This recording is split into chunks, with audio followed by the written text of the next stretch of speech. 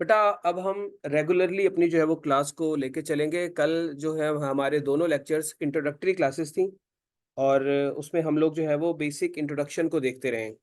आज हम लोग इंग्लिश प्रेसी के अंदर जो पहला हमारा बेसिक टॉपिक है एंड दैट इज प्रेसी राइटिंग, इसके ऊपर बात करेंगे।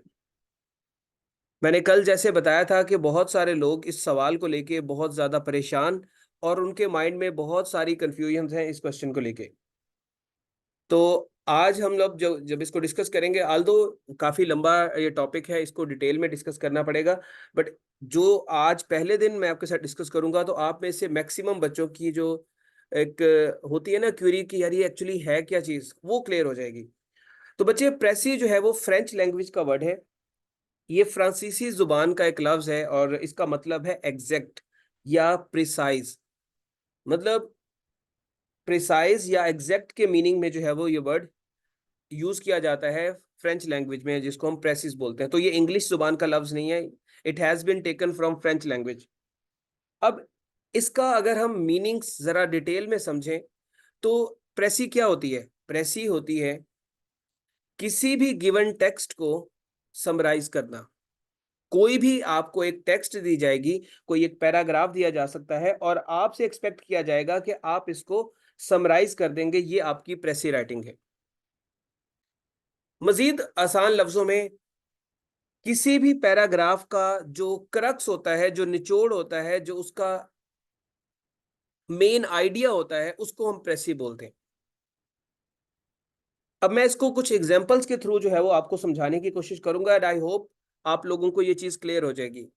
पहली एग्जांपल बेटा हमारी डेली लाइफ से है। हम लोग मूवीज एंड ड्रामास को देखते हैं। मुझे आप लोग एक बात बताएं, जब आप पूरी मूवी को देखते हैं या किसी ड्रामा को देखते हैं, उसके बाद आप अपने बहन भाई, अपने पेरेंट्स या अपने दोस्तों के साथ उसकी स्टोरी शेयर करते हैं, तो क्या आप वो स्टोरी पूरी 3 घंटे की 2 घंटे की सुनाते हैं या सिर्फ मेन बातें बताते हैं जो कि 5 या 6 मिनट में क्लियर हो जाती हैं? आप लोग 5 या 6 मिनट में सारी स्टोरी बता देते हैं और जो सुनने वाला होता है उसे भी उस मूवी या उस ड्रामा का जो मेन कॉन्सेप्ट है या जो मेन जो स्टोरी थी वो समझ आ जाती है। ये आपकी प्रेसी है। इसी तरह कोई बुक हो गई, कोई नॉवल हो गया। अब आप हम लोग मैं अक्सर अपने स्टूडेंट्स के साथ नॉवल वगैरह की, बुक्स वगैरह की बात करता रहता हूँ, तो पूरी बुक जो मैंने पढ़ी होती है, उसको विद इन 10 मिनट्स, वो भी ज़्यादा बता रहा हूँ मैं, मतलब 10 मिनट्स जो है वो ज़्यादा टाइम है, इससे भी जल्दी। लेकिन क्योंकि ज़ाहिर-सी बात है बच्चों को बुक के रेफरेंस से कुछ चीज़ें समझानी होती हैं, तो फिर उसमें 10 मिनट में लग जाते हैं। लेकिन नॉवल या कोई भी बुक, उसकी समरी सिर्फ़ और सिर्फ़ 5 मिनट में बता दी जाती है और जो सुनने वाला होता है उसे एक्चुअली आइडिया हो जाता है कि बुक के अंदर लिखा क्या हुआ है या ये बुक किस बारे में है। इसको आप प्रेसी राइटिंग बोलते हैं। इसी तरह आप कोई न्यूज़ एडिटोरियल, कोई आर्टिकल्स पढ़ते हैं। आपने अखबार में डिफरेंट आर्टिकल्स पढ़े होंगे, न्यूज़ एडिटोरियल्स पढ़े होंगे। अब आप जब कोई पर्सन आपसे पूछता है कि इस आर्टिकल में, इस एडिटोरियल में क्या बात की गई है, आप उसे कतई तौर पे पूरा एडिटोरियल पढ़ के नहीं सुनाते। आप क्या करते हैं, आपको पता होता है कि इस एडिटोरियल में मेन बातें क्या हैं, वही बातें आप जो है वो अपने भाई को, दोस्त को या किसी को भी बता देते हैं और उनको पूरा एडिटोरियल समझ आ जाता है। फॉर इंस्टेंस मैं मेरा एक प्रॉपर ग्रुप है एडिटोरियल्स इनसाइट्स के नाम से, जिसमें ऑलमोस्ट 1000 के करीब जो है वो स्टूडेंट्स हैं और बल्कि ज़्यादा ही हैं, 1700 के करीब, एक में 1000, एक में 700 है। तो वहाँ पर जितने भी एडिटोरियल्स आते हैं उनको मैं समराइज़ करता हूँ। एडिटोरियल 500 वर्ड्स का है, उसको 1 मिनट या 2 मिनट की ऑडियो में समराइज़ किया जाता है और बच्चों को पूरा एडिटोरियल समझ आ जाता है कि एक्चुअली क्या जो है वो उसमें बात की जा रही है। ये है, उसमें मैं क्या करता हूँ, मैं जस्ट मेन बातों को बताता हूँ और बच्चों को पता चल जाता है कि अच्छा ये तरीकाकार है, इस या इस एडिटोरियल में ये बात की गई है। सो ये भी आपकी एक प्रेसी की एक एग्ज़ाम्पल हो गई। इसी तरह बच्चे, आप ऑफ़िशियली जब हम प्रेसी राइटिंग का इस्तेमाल करते हैं, जब आप गवर्नमेंट सर्विसेज़ में जाएँगे तो वहाँ पर आप बहुत सारे लेटर्स लिखेंगे और आप बहुत सारी ईमेल्स का इस्तेमाल करेंगे। आप ईमेल्स भी सेंड करेंगे ऑफ़िशियली और लेटर्स भी लिखेंगे। तो क्या वो लेटर्स आप 4-4 पेजेस के लिखेंगे या 5-5 पेजेस के लिखेंगे, आपके अंदर ये एबिलिटी होनी चाहिए कि आप क्या कर सकें, आपको सारे इश्यू को चंद अल्फाज में बयान करना आता हो। मतलब आप रेडियो पाकिस्तान ना बन जाए, बल्कि आप सिर्फ और सिर्फ जो मेन बातें हैं, जो मेन एरियाज ऑफ कंसर्न हैं, उसको जो है वो एड्रेस करें। ये आपकी प्रेसी राइटिंग है। If I am not wrong, आप में से मैक्सिमम बच्चों को कुछ ना कुछ आइडिया होना शुरू हो गया है कि प्रेसी होती क्या है। बात समझ आ रही है बेटा आप लोगों को? कि प्रेसी आपकी क्या होती है? एक्चुअली समरी होती है, और जिसमें आपने मेन बात जो है वो बतानी होती है। अब हम इसके दूसरे पॉइंट पे जाते हैं। अब आपके ज़हन में एक सवाल आना चाहिए, if precis is summary, then what is the difference between summary and precis? अगर प्रेसी जो है वो समरी है, तो फिर समरी और प्रेसी का क्या डिफरेंस है? इन दोनों के लिए अलग-अलग वर्ड्स क्यों यूज़ किए जाते हैं? इनके अलग-अलग जो है वो या एक टर्म्स के लिए क्यों नहीं यूज़ किया जाता है इनको? इसका फ़र्क बेटा इसमें सिमिलैरिटी है और डिफरेंस समझ लें। सिमिलैरिटी ये है कि दोनों में ही हम लोग किसी भी पैराग्राफ को शॉर्ट शॉर्ट करके लिखते हैं। ये सिमिलैरिटी है। समरी में भी किसी चीज़ को शॉर्ट किया जाता है और प्रेसी में भी किसी चीज़ को शॉर्ट ही किया जाता है। जो डिफरेंस है वो है वर्ड काउंट का, अल्फाज का। What does it mean by word count? इसका मतलब ये है कि जब आप समरी करते हैं तो इसमें आपने इस बात का ख्याल नहीं रखना कि ये खास अल्फाज पे समरी होनी चाहिए।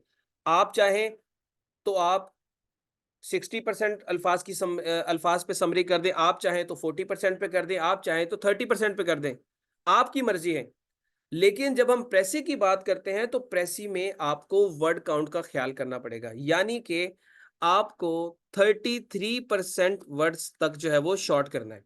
इससे ज्यादा शॉर्ट नहीं कर सकते, इससे कम कम भी नहीं जा सकते। आपने लाजमन 33% वर्ड्स तक शॉर्ट करना है। इसको मैं मजीद आसान करूं तो 1/3 वर्ड्स तक आपने प्रेसी करनी। 1/3 का मतलब क्या होता है बेटा? 1/3 का मतलब होता है, अगर आपकी प्रेसी में या पैराग्राफ में 300 वर्ड्स हैं तो इसकी जो प्रेसी होगी वो 100 वर्ड्स की होगी। अगर आपका, ठीक है बेटा, ये 1/4 हो जाएगा। 100 जो है वो उसका 25% जो है वो 1/4 हो जाएगा, जो आप कह रही हैं। उसके बाद अगर आपका पैराग्राफ 180 वर्ड्स का है तो इसका 1/3 कितना होगा? इसकी प्रेसी कितने की बनेगी? इसका 1/3 होगा 60 वर्ड्स। सिंपली आपने क्या करना है, जो भी टोटल वर्ड काउंट होगा, जो भी टोटल वर्ड्स होंगे उसको 3 पे डिवाइड कर देना है। तो जो भी आंसर आएगा वो आपकी क्या होगी? प्रेसी होगी। मैं एक वर्ड्स की तादाद लिखता हूं, आपने मुझे बताना है कि उसकी प्रेसी कितने वर्ड्स की बनेगी। 210 वर्ड्स का पैराग्राफ है, इसकी प्रेसी कितने वर्ड्स की बनेगी? जल्दी से बताएं बेटा।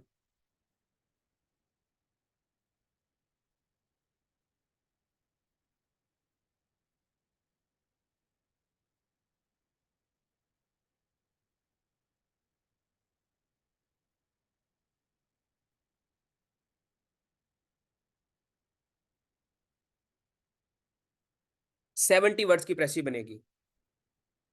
प्रेसी बनेगी 70 वर्ड्स की। So you got the idea कि जब हम प्रेसी करते हैं या प्रेसी के वर्ड काउंट को करना होता है तो उसमें फिर क्या करते हैं, हम टोटल वर्ड्स को 3 पे डिवाइड कर देते हैं।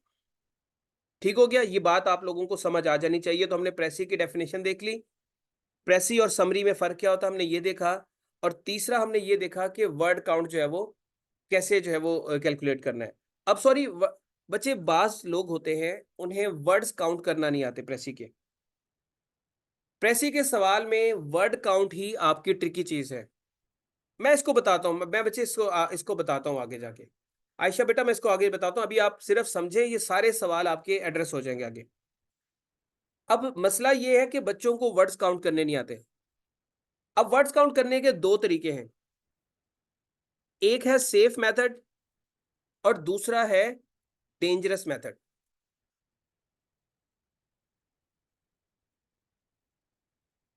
सेफ मेथड में बेटा आपके लगेंगे 2 to 3 मिनट्स।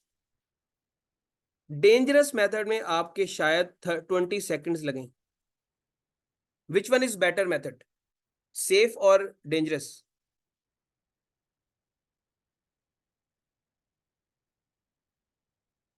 ऑब्वियसली इंसान जो है वो सेफ साइड पे जाएगा ना, खतरे खतरे खतरे वाली साइड पे क्यों जाएगा कोई भी? खतरे वाली साइड पे तो कोई भी जाना पसंद नहीं करेगा। Everyone wishes to go on a safe side. अब पहले मैं आपको बताता हूँ डेंजरस मेथड क्या है। डेंजरस मेथड ये है जो नॉर्मली बच्चों को बताया जाता है, वो ये है कि बेटा आप पहली 2 लाइन के वर्ड्स काउंट करें। फॉर एग्जाम्पल, पहली लाइन में 10 वर्ड्स हैं, दूसरी लाइन में है 8 वर्ड्स, तो टोटल हो गए 18। अब आपने क्या करना है, आपने इनकी एवरेज निकाल ली, तो इनकी एवरेज निकली सपोज 9, मतलब एवरेज एक लाइन में 9 वर्ड्स हैं, तो आपने टोटल नंबर ऑफ लाइन को 9 से मल्टीप्लाई किया, तो आपके पास एक एस्टिमेटेड वैल्यू आ गई कि ये जी हमारे टोटल वर्ड्स होंगे। सपोज 10 लाइन है तो हमारे 90 वर्ड्स होंगे, या अगर 20 लाइन है तो हमारे जो है वो 180 वर्ड्स होंगे। अब ये एस्टिमेटेड वैल्यू है, इसमें आपको एग्जैक्ट नंबर कभी भी नहीं पता चलेगा। आप हमेशा 5, 10, 15, 20, 25 नंबर ऊपर नीचे कर जाएंगे, और यहीं से प्रॉब्लम शुरू होती है कि आप अपना टाइम सेव करते हुए वो जो ट्रिक है उसको मिस कर जाते हैं कि आपका वर्ड काउंट 1/3 से ऊपर नीचे हो जाता है। इत सिर्फ 2 से 3 मिनट लगते हैं पूरे पैराग्राफ के वर्ड्स को काउंट करते हुए। जब आप वो कर लेते हैं तो आपको ये तसल्ली होती है कि, और ये पता होता है कि एग्जैक्टली मैंने प्रेस ही करने कितने वर्ड्स की हैं। जब आप डेंजरस मेथड में जाते हैं, ये होता है एस्टिमेटेड वैल्यू, ये होता है शॉर्टकट तरीकाकार। और ये शॉर्टकट तरीकाकार कभी कभी बल्कि हमेशा ही आपके गले पड़ जाता है, क्योंकि आप एग्जैक्ट वर्ड नहीं जानते। घर जाके जब प्रेसी के वर्ड काउंट करते हैं, देन यू रियलाइज कि यार मैं तो वर्ड कम लिख के आ गया हूँ, ये वर्ड ज्यादा लिख के आ गया हूँ। तो ये पहला ब्लंडर आप मार देते हैं जिसकी वजह से आपके नंबर कट जाते हैं। आपने ऐसा मेथड बिल्कुल अप्लाई नहीं करना। ये मेथड मैं कभी भी अपने स्टूडेंट्स को रिकमेंड नहीं करता, because this is the longest way. Shortcut तरीकाकार है but longest way to pass the exam. So आपने इस मेथड को करना है साइड पे, आपने लेके जाना है सेफ मेथड की तरफ। और सेफ मेथड में कैलकुलेशन कैसे होती है, लेट मी एक्सप्लेन यू। एक लफ्ज लिखता हूं,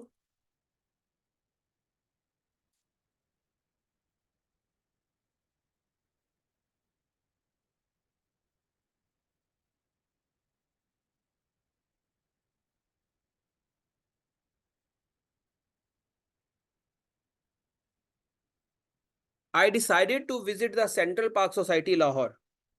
अब इसमें टोटल नंबर ऑफ वर्ड्स कितने हैं? इसमें टोटल नंबर ऑफ वर्ड्स हैं 1, 2, 3, 4, 5, 6, 7, 8 और 9। टोटल वर्ड्स आपके हैं 9। ठीक है। हर वो, अब ये कैसे पता चलेगा कि कैसे जो है वो काउंट करने हैं वर्ड्स? बेटा, हर वो चीज जिसका कोई ना कोई मतलब है, वो आपका वर्ड है। और हर वो चीज जिसका कोई मतलब नहीं है, तो भी वो वर्ड ही होगा। फॉर एग्जाम्पल, टू का क्या मतलब है? टू का क्या मतलब है? टू का कोई मतलब नहीं है। Two is a preposition which is normally use for direction. हम डायरेक्शन के लिए यूज करते हैं या मूवमेंट के लिए यूज करते हैं। सो इसका कोई मतलब नहीं है, लेकिन हमने इसको भी काउंट किया। हर वो चीज आपके वर्ड में काउंट होगी, आपके वर्ड काउंट में कंसीडर होगी, जिसको हम किसी ना किसी तरीके से अपनी लैंग्वेज में यूज करते हैं, चाहे वो पार्ट्स ऑफ स्पीच हो। ठीक है। चाहे वो कोई भी चीज हो। बेटा, रिकॉर्डिंग हो रही है, ये रिकॉर्डिंग चल रही है। अब मैं आप लोगों से पूछता हूँ, नीचे वाले एक सेंटेंस के कितने वर्ड होंगे?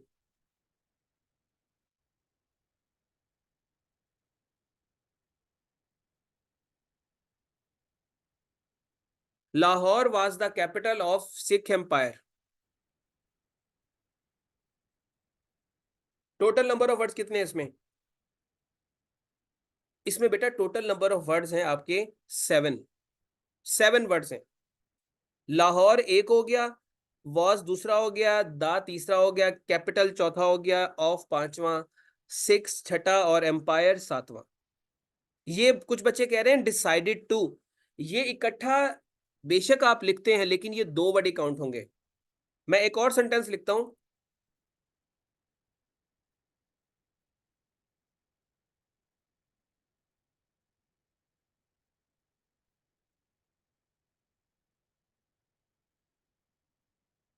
अब इसमें टोटल वर्ड्स कितने हैं?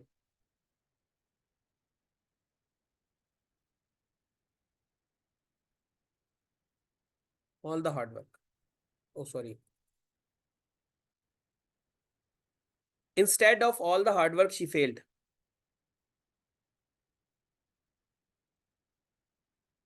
इसमें वो भी काउंट होगा, वो भी काउंट करेंगे, जो हर वो चीज चाहे वो ब्रैकेट में लिखी हो ना लिखी हो, आपने उसको जो है वो काउंट करना है।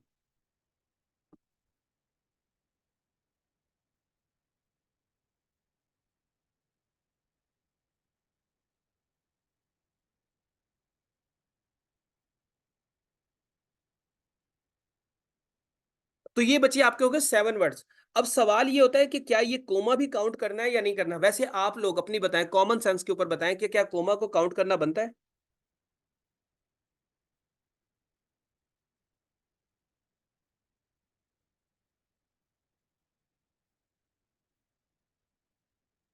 कोमा को काउंट करना नहीं बनता, ये वर्ड नहीं है, सो इसको हम इग्नोर करेंगे, ठीक है।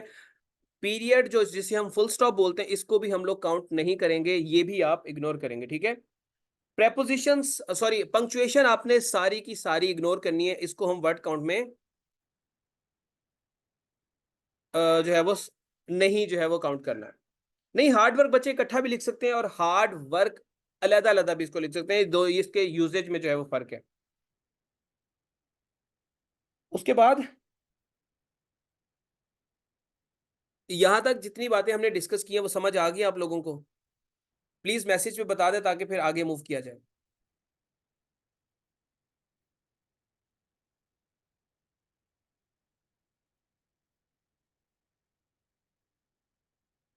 चलें बच्चे, ठीक हो गया। अब हम लोग आगे मूव करते हैं और हमारा जो नेक्स्ट पार्ट है वो अब इसकी मार्क्स की डिवीजन कर लेते हैं।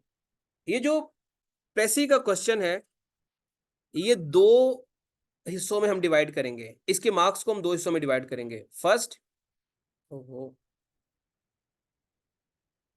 The first one is title, and title is of 5 marks, ये 5 नंबर का है। दूसरा है प्रेसी, और ये है आपकी 15 नंबर की। तो ये सवाल आपका हुआ टोटल 20 नंबर का, जिसमें से 5 नंबर टाइटल के और 15 नंबर आपके प्रेसी के पैराग्राफ के। अब मुझे एक बात बताएं,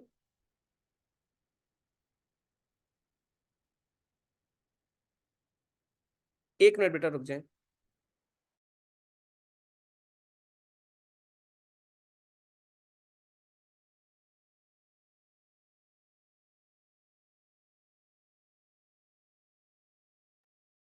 अब मुझे एक बात बताएं कि इन दोनों पार्ट्स में से टाइटल और प्रेसी के 15 नंबर में से कौन सा एरिया ज्यादा इंपॉर्टेंट है जिसके ऊपर तवज्जो दी जानी चाहिए, जिसको हम इग्नोर करेंगे तो हम फेल हो जाएंगे, या हमारा प्रेसी का सवाल गलत हो जाएगा, या उसमें नंबर कम आएंगे।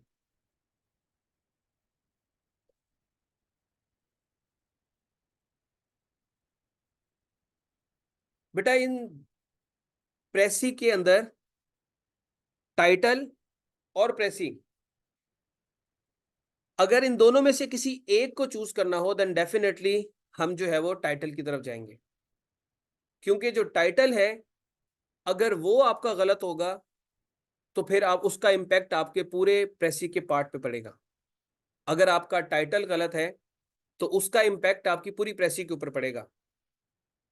टाइटल आल्दो 5 नंबर का है और बहुत सारे लोग इसको इग्नोर करते हैं, या मतलब उनका उनके उनके लिए ना सबसे ज्यादा इंपॉर्टेंट टाइटल के अंदर चीज क्या होती है, जो मैंने सुना है या मैंने देखा है बच्चों में, वो ये है कि सर टाइटल ऊपर लिखना है या नीचे लिखना है। उनके लिए सबसे इंपॉर्टेंट चीज ये है कि ये बता दें कि टाइटल टॉप पे लिखना है प्रेसी के या नीचे लिखना है। बाकी चीजें छोड़ दें कि लिखना कैसे है और क्या लिखना है और किस तरह से लिखते हैं, वो चीजें इंपॉर्टेंट नहीं है, बस ऊपर नीचे का बता दें। एक बात याद रखें, टाइटल में ये क्लैरिटी अपने माइंड में रख लें। बहुत सारे लोग जो है वो अपने अपने हिसाब से लेके चलते हैं चीजों को, but there is no rule of thumb कि आपने ऊपर लिखना है या नीचे लिखना है। नमाज आप पढ़ते हैं, आप चाहे हाथ सीने पे बांध लें या नाफ पे बांध लें या हाथ छोड़ के नमाज पढ़ लें, मैटर ये करता है कि आप नमाज पढ़ रहे हैं, ना कि ये मैटर कर रहा है कि आपने हाथ कहाँ बांधे हुए हैं। इन्नमल अमालु बिन्नियात, अल्लाह ताला आपकी नियतों को देखता है, ना कि आपके जो है वो हाथ बांधने को देख रहा है अल्लाह ताला। सो प्रेसी का टाइटल मुख्तलिफ लोग, मुख्तलिफ ऑथर्स दोनों स्टाइल्स को फॉलो करते हैं। ऊपर को भी लिख सकते हैं और आप नीचे भी लिख सकते हैं, बट द मेजर थिंग, जो इंपॉर्टेंट बात है वो ये है कि टाइटल लिखें ठीक तरीके से।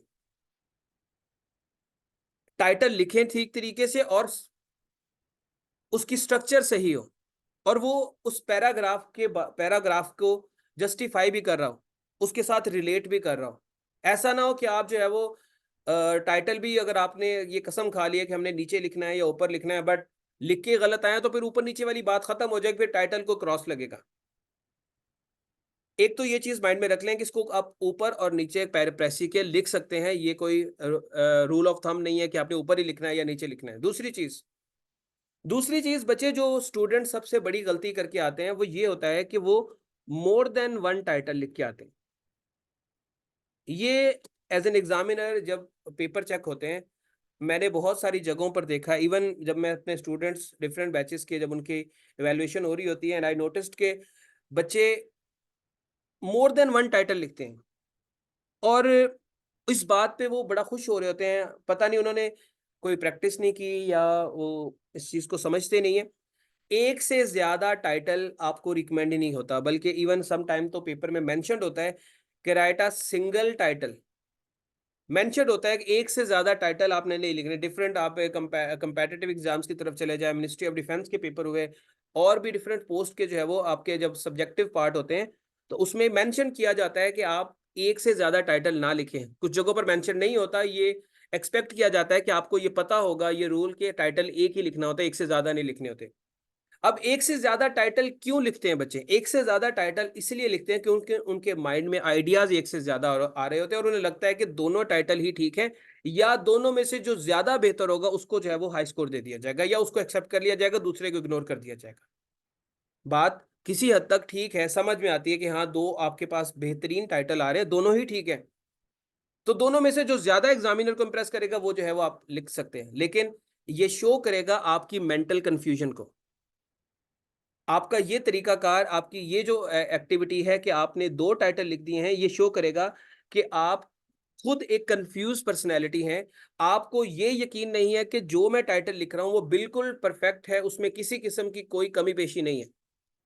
आप खुद ही कंफ्यूज हैं, इसलिए आपने दो टाइटल लिखे, ताकि इनमें से जो ज्यादा एग्जामिनर को ठीक लगेगा वो उसको सही कर देगा, वो उसके नंबर दे देगा। और होता यह है कि एग्जामिनर आपके दोनों टाइटल सही होने के बावजूद आपको टाइटल का स्कोर 0 देता है। And it is very unfortunate कि बच्चों को ये चीज नहीं पता होती, और या बच्चे इस चीज की प्रैक्टिस नहीं करते। सो ये आपने चीज माइंड में रखनी है कि एक तो टाइटल ऊपर और नीचे कहीं पर भी लिखा जा सकता है। सेकेंडली, एक से ज्यादा टाइटल नहीं लिखने। हाँ, अगर आपको बहुत ज्यादा जो है वो आइडियाज आ रहे हैं, और बहुत ज्यादा आपको लगता है कि मेरे पास ये कॉन्सेप्ट है, मैं इस ये भी टाइटल लगा सकता हूँ, ये भी टाइटल हो सकता है, ये भी हो सकता है, so write it on on a rough page. आप उसे रफ पेज पे लिखें, लास्ट पेज पे चले जाएं, रफ वर्क की हेडिंग दें, और वहां पर जितने भी आपको पॉसिबल टाइटल समझ आ रहे हैं उनको लिखें, और उनमें से जो बेस्ट सुटेबल आपको लगता है वो जो है वो आप अपने पेपर में लिख दें, नीट एंड क्लीन करके। अब सवाल ये है कि ये कैसे पता चलेगा कि कौन सा टाइटल परफेक्ट है, कौन सा टाइटल परफेक्ट है? मैं आपको दो टाइटल लिख के दिखाता हूं, मुझे बताइएगा कि इन दोनों में से किस टाइटल को पढ़ के आपको पैराग्राफ के अंदर की जाने वाली बात की समझ आ रही है, क्लियरली समझ आ गई।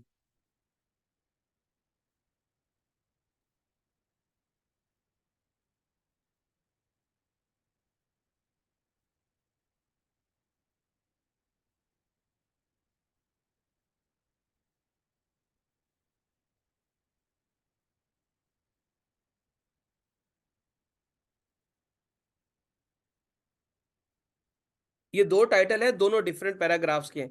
मनी वर्सेस रिलेशन और इंपॉर्टेंस ऑफ सेविंग मनी। दोनों में से किस टाइटल को आप देख के कह सकते हैं कि यार इसका मुझे पढ़ के पता चल गया कि पैराग्राफ में क्या बात हो रही है? द सेकंड वन, जो सेकंड टाइटल जो है वो बिल्कुल क्लियरली आपको बता रहा है कि आपने आपके पैराग्राफ में क्या बात हो रही है।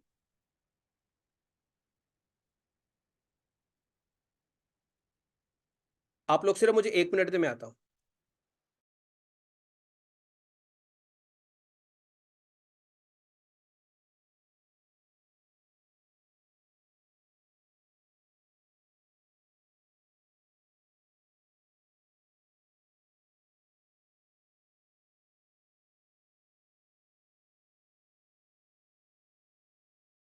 जी बच्चे, importance of saving money, obviously ये बात क्लियरली बता रही है कि पैराग्राफ में बात हो रही होगी कि पैसे को सेव करना, पैसों की सेविंग करना जो है वो क्यों इंपॉर्टेंट है। यहां पर मनी वर्सेस रिलेशनशिप, आपके माइंड में कोई एक कॉन्सेप्ट नहीं आएगा। आप सोचेंगे यार इसमें पैसे और रिलेशन के ताल्लुक की बात की जा रही होगी कि पैसे हमारे रिलेशंस को कैसे मजबूत या वीक करते हैं।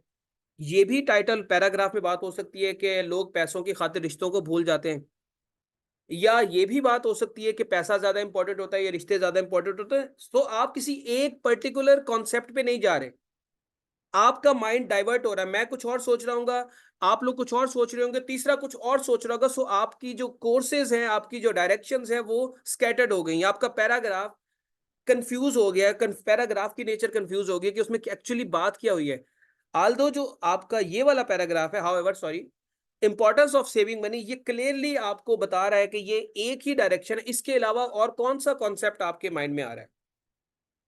आप यही बता रहे हैं ना कि इंपॉर्टेंस, पैसे को सेव करने की इंपॉर्टेंस क्या है। वो किसी भी पर्पस के लिए सेव हो सकता है, वो बिजनेस पर्पस के लिए, वो आपकी अपनी जाती जिंदगी के लिए, आप अपने बच्चों के लिए, वो किसी भी चीज के लिए, बट अहमियत आप बताएंगे पैसे को सेव करने की। सो इसकी कोई और डायरेक्शन नहीं बनेगी, यही टाइटल आपका सही कंसीडर होगा। सो टाइटल आपका, जब अगर आपने चेक करना है कि ये ठीक है या गलत है, तो इसका एक टेस्ट होता है जिसे हम बोलते हैं मिरर टेस्ट। मिरर टेस्ट क्या कहता है? मिरर टेस्ट ये कहता है कि आपने एक प्रेसी का टाइटल लिखा and you wanted to check कि यार ये टाइटल ठीक है या गलत है। आप उसे किसी भी ऐसे पर्सन को दिखाएं जो पढ़ा लिखा हो, जिसे चीजों की समझ हो। आप उसे दिखाएं और उससे पूछें कि भाईजान या बहन, ये मुझे बताएं कि ये जो टाइटल मैंने लिखा है इसको पढ़ के आप बता सकते हैं कि पैराग्राफ में क्या बात हो रही है।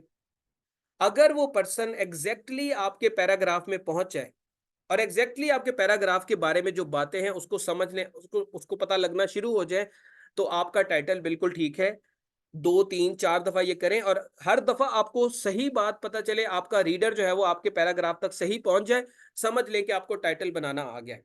और अगर ऐसा ना हो, वो कंफ्यूज हो जाए, एक बंदा कुछ कह रहा है, दूसरा कुछ कह रहा है, तीसरा कुछ कह रहा है, सो इसका मतलब ये है कि वो आपके पैराग्राफ तक सही नहीं पहुंच पा रहा। इसका मतलब है कि आपका टाइटल अभी गलत है। तो ये मिरर टेस्ट करके आप अपनी जो है वो चेक कर सकते हैं टाइटल की जो है वो कि वो उसकी स्ट्रेंथ क्या है, वो ठीक है या वीक है।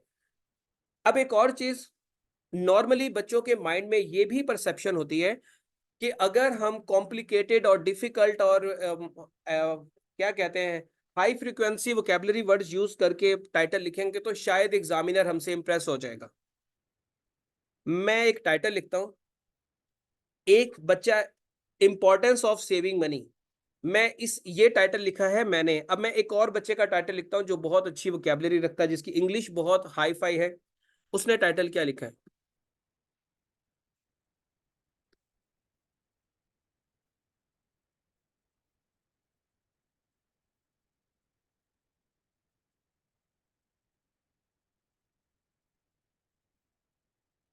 The paramount significance of physical prudence and capital preservation. Just tell me one thing, दोनों का सेम मतलब है। इसका मतलब भी, ये जो इतनी बड़ी एक बात लिखी है, इसका मतलब भी पैसे की सेव करने की अहमियत है। दोनों में से कौन सी बात फौरी तौर पे आपको समझ आ जाएगी? अगर आप एग्जामिनर होते, आप किसकी बात को जल्दी समझ जाते? फर्स्ट वन की बात आपके माइंड में जल्दी आ जाती, पहले की बात आपके माइंड में जल्दी आ जाती। आप फिर ये भी सोचते कि यार इस बंदे को ऐसी कौन सी मुसीबत पड़ी थी कि एक बात जो आसान अल्फाज में की जा सकती है, एक बात जो आसान अल्फाज में समझाई जा सकती है, उसको इतना कॉम्प्लिकेटेड करने की क्या जरूरत है। क्या जरूरत है इतना कॉम्प्लिकेटेड टाइटल लिखने की? इट शोज कि आपके अंदर वो स्किल ही नहीं है कि आप किसी बात को आसान अल्फाज में किसी को समझा सकें।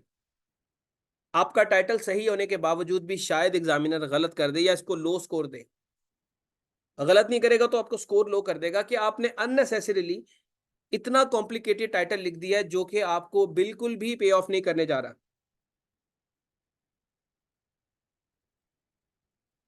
बेटा शी इज इंटेलिजेंट, तो जरा इसकी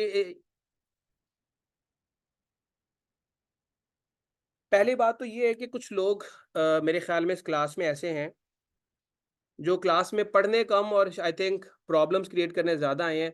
तो बेटा आप एक काम करिएगा कि पेपर में ना आप ये इंटेलिजेंट वाली हरकतें करके आइएगा, ठीक है? ये इंटेलिजेंट वाली हरकतें करके आइएगा तो फिर आपको जो है वो पता चल जाएगा कि क्या होता है, कि इंटेलिजेंस लेवल आपका जो है वो कहाँ पर चेक होगा। और आपकी स्टेटमेंट बता रही है कि आपका इंटेलिजेंस लेवल क्या है। खैर, इतना हमारे पास फ्री टाइम नहीं है कि नहीं, ये ओवर कॉन्फिडेंट नहीं है, बेवकूफ़ है। ये ओवर कॉन्फिडेंट नहीं है, बेवकूफ़ है। एक तो लोग चले खैर बेवकूफ़ की वजह से किसी और बच्चे का टाइम वेस्ट नहीं करना चाहिए। खैर बच्चे, importance of saving money, the paramount significance of fiscal prudence and capital preservation, ये टाइटल आपका ठीक नहीं है। इसको आपने सिंपल लिखना है और आसान अल्फाज में लिखना है, ठीक है? उसके बाद बच्चे अब आपके नेक्स्ट चीज़ आ जाती है कि टाइटल को लिखा कैसे जाता है, ठीक है? टाइटल को लिखते कैसे हैं हम लोग?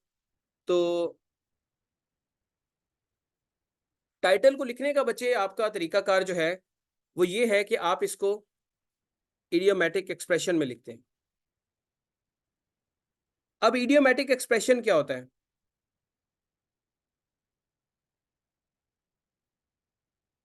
What is idiomatic expression? Idiomatic expression ये होता है बेटा कि मैं आपको एक एग्जांपल देता हूं।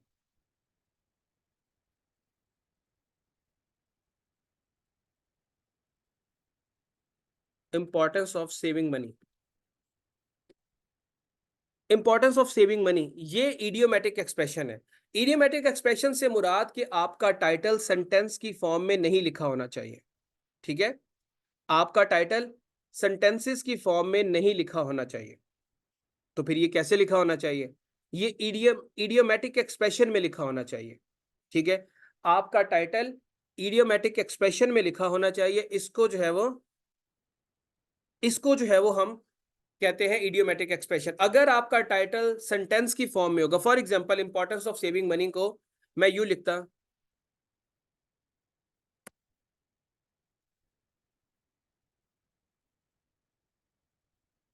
अब ये भी वही बात कर रहे हैं, ये भी आपकी वही बात कर रहा है, saving money is very important.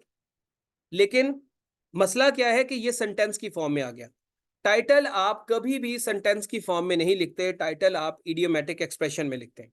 ये इडियोमैटिक एक्सप्रेशन है। और इडियोमैटिक एक्सप्रेशन में आप वर्ब का इस्तेमाल नहीं करते, हेल्पिंग वर्ब का इस्तेमाल नहीं करते। सेंटेंस के अंदर हेल्पिंग वर्ब इस्तेमाल हो रहा होता है और इडियोमैटिक एक्सप्रेशन में हेल्पिंग वर्ब इस्तेमाल नहीं हो रहा होता। ये एक बेसिक डिफरेंस है जिसको आपने माइंड में रखना है। Save money for rainy days. अब एक बच्ची ने लिखा सर ये टाइटल ठीक है, save money for rainy days. क्या ये टाइटल ठीक है, save money for rainy days? No, idiom use नहीं करने, ईडीएम वाला स्टाइल यूज करने, इडियोमैटिक एक्सप्रेशन यूज करना है। ये टाइटल ठीक है या गलत है? ये टाइटल गलत है बिकॉज ये सेंटेंस की फॉर्म में। और ये कौन सा सेंटेंस है? ये सेंटेंस है आपका present indefinite. Present indefinite tenses को पढ़ के देख लें, इसको पढ़ के देख लें, प्रेजेंट इंडेफिनिट का टेंस लग रहा है। ये किसी भी सूरत में सेंटेंस नहीं लग रहा। पैसे को सेव करने की या पैसे को बचा के रखने की अहमियत, सेविंग, पैसा बचाना इंपॉर्टेंट है। Save money for rainy days, पैसे को मुश्किल टाइम के लिए बचा के रखो। ये वाला जो टाइटल है ये आपका मीनिंग नहीं दे रहा सेंटेंस का। एक और जो है वो लिखते हैं और उसको फिर आप चेंज करिएगा।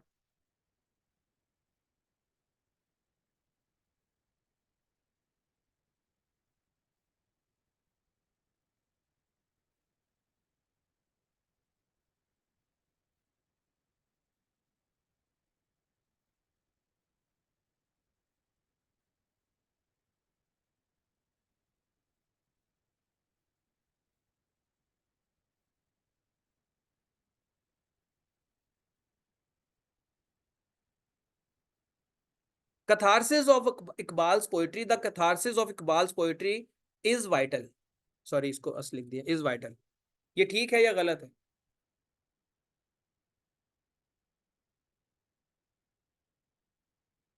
कौन सा टाइटल ठीक है, फर्स्ट वन या सेकंड वन?